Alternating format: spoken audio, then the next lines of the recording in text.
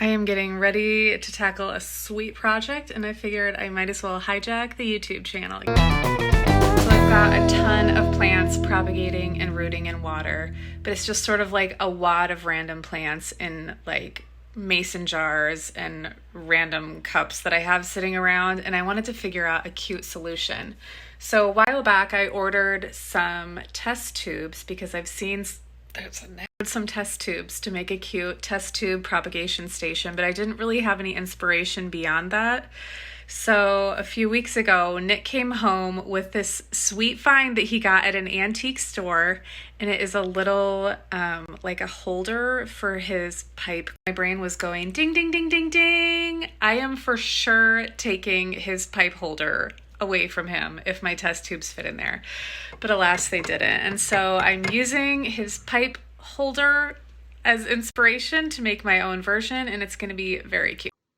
First and foremost, this project is sponsored by WorkPro. We love their products, and we love that they're perfect for beginner woodworking projects, and I have so many of those on the docket, so we're going to get busy with WorkPro this year. For today's test tube propagation station, we're going to be using two 14-inch boards and two 4-inch boards. You can make this any size or dimension that you want, but for this one that we're doing today, we're going to be using 8 of these test tubes, and I will link the exact size and specific ones that we used in the description below. The first thing I'm going to do is mark the lengths of these shorter edges onto just one of the longer edges.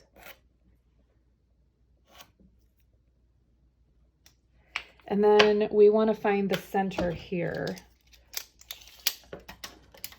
So we know this is 14 inches. That's going to make the center right here on 7 inches.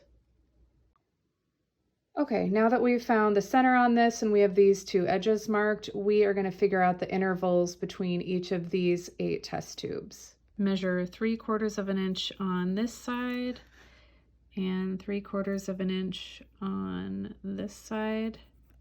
And then from these 2 spots, we're going to measure 1.5 inches along these next intervals.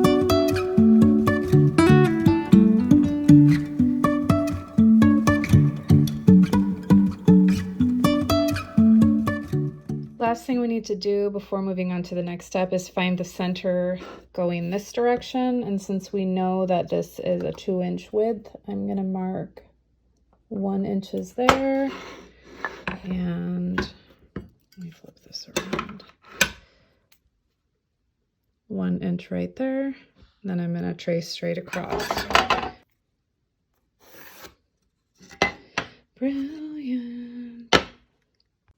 All right, we're about to drill, but first I wanted to show you that we're going to be drilling a hole at each of these intersections here, with the exception of this middle one, because that was just us finding the center.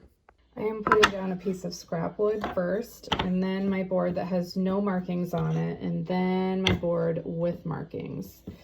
And we are going to clamp all 3 of these down to the table so that we can drill through this first one and halfway down into the second one. We're going to be using these spade bits by WorkPro, and we want the 1 inch because these are 1-inch test tubes. Since I want my spade bit to come down halfway through this bottom board, I really want the tip to just graze my scrap piece of wood. So the way that I'm going to be able to know where to stop while I'm drilling is that I'm marking a line on the bit here.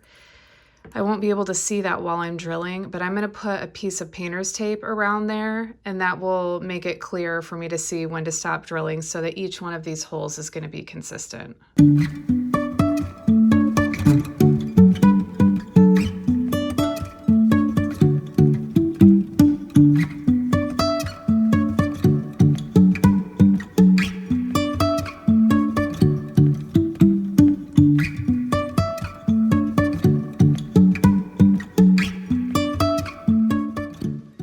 Do you see how I went down just until where the edge of that tape is level, and then I stopped? That gives me the perfect depth. Oh, I just realized that my camera wasn't filming while I finished these, but I took the clamps off because I want to move, now that I'm going to do these 4, 1, 2, 3, 4, yeah.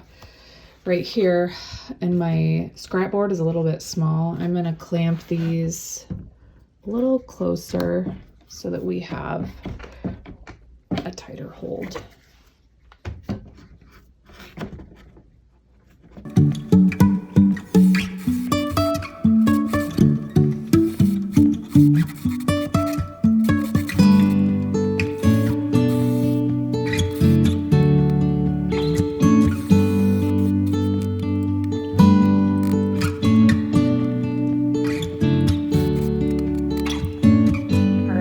These decently sanded down, and we're going to clamp these down again with my scrap piece of wood on the bottom and drill some pilot holes on this side and this side, and we can start assembling.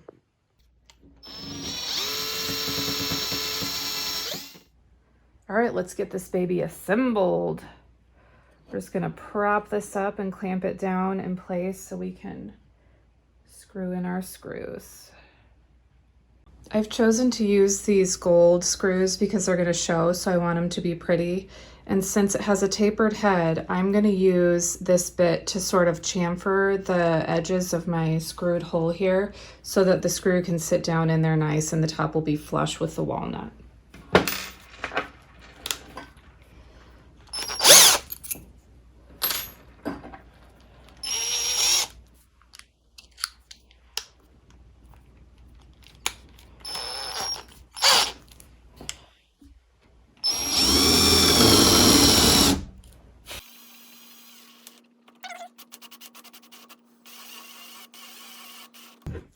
Now we can flip these over.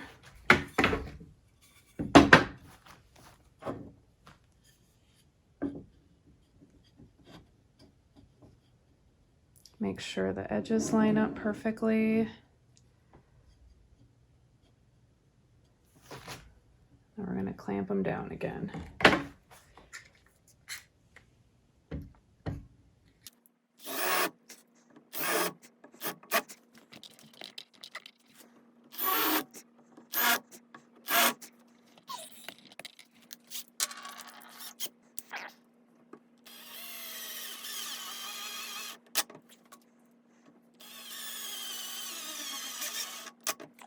Look at that. I like to test these out to make sure everything lines up perfectly.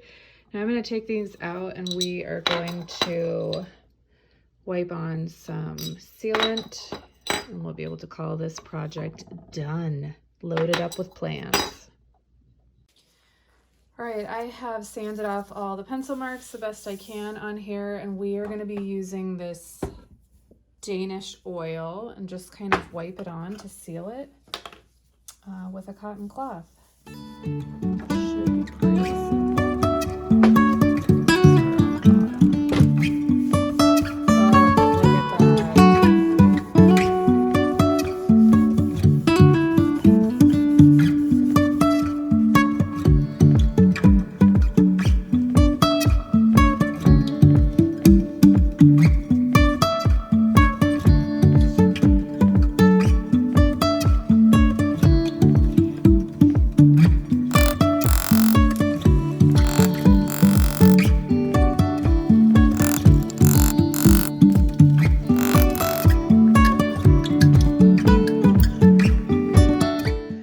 Gathered up a bunch of my rooted cuttings and I'm going to start loading this baby up.